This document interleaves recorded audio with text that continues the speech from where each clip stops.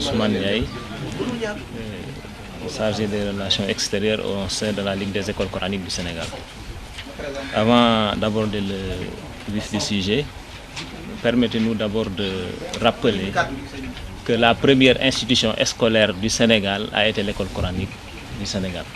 Cette institution scolaire a été introduite au Sénégal 9 siècles avant l'installation de l'école française.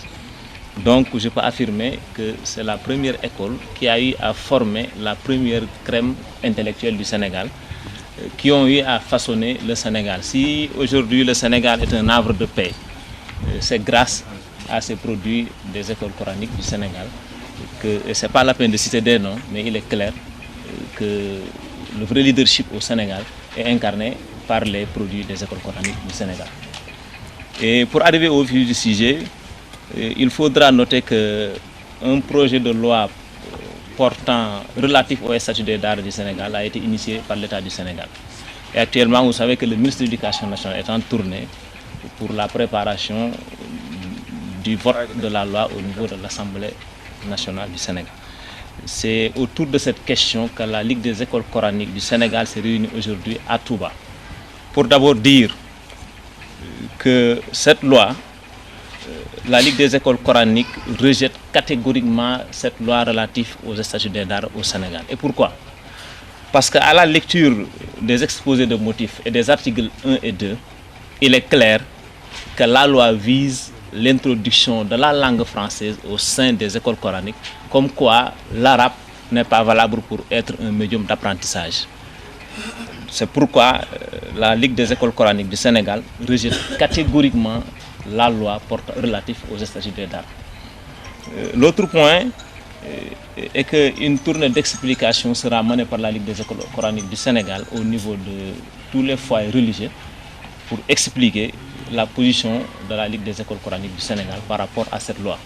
Et la première étape sera l'étape de Touba, qui a une position très claire par rapport à cette loi.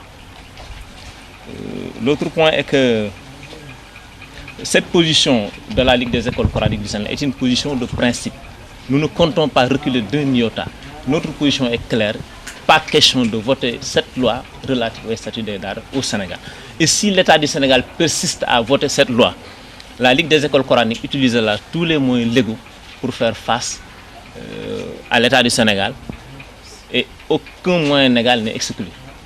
Ça, il faut que ça soit très clair, et il faudra noter aujourd'hui que c'est en présence des 24 sections de la Ligue des écoles coraniques du Sénégal disséminées à travers le pays que la réunion s'est tenue, l'Assemblée générale s'est tenue aujourd'hui à Touba, 2 Rabiul Awwal 1436, 25 décembre 2014. Et enfin, ce que nous reprécisons est que la loi, la Ligue des écoles coraniques du Sénégal rejette catégoriquement la loi relative au statut des daara du Sénégal, que ça soit très clair aux Sénégalais. Les sérines daara réunis aujourd'hui au Sénégal, si cette loi est votée pour les écoles coraniques, nous, maîtres coraniques, nous disons non, pas question de cette loi relative aux écoles coraniques et au statut des écoles coraniques du Sénégal. Des écoles coraniques du Sénégal entend utiliser tous les moyens légaux pour faire face à cette loi. Oui.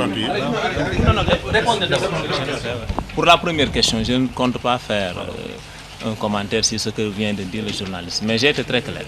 J'ai dit que le Khalife général de Touba ne sera jamais à côté d'un groupe ou d'une institution qui prend des initiatives qui vont à l'encontre des intérêts des écoles coraniques.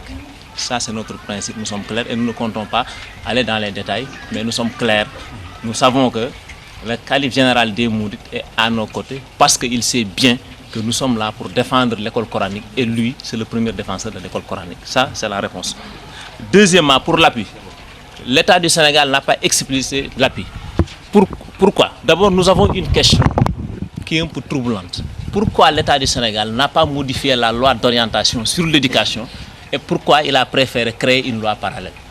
il doit répondre sur cette question. Si il prétend que les écoles coraniques du Sénégal, c'est des institutions d'éducation, donc c'est la loi d'orientation sur l'éducation qui doit prendre en compte tout ce qui est éducation, et l'école coranique est une institution éducative. C'est très clair. Donc il n'y a pas lieu de créer une loi parallèle. C'est même insensé, ça n'a pas de sens.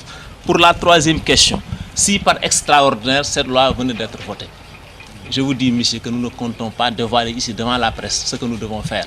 Mais ce qui est sûr, des actions seront faites et l'État du Sénégal saura que les écoles coraniques se sont mobilisées.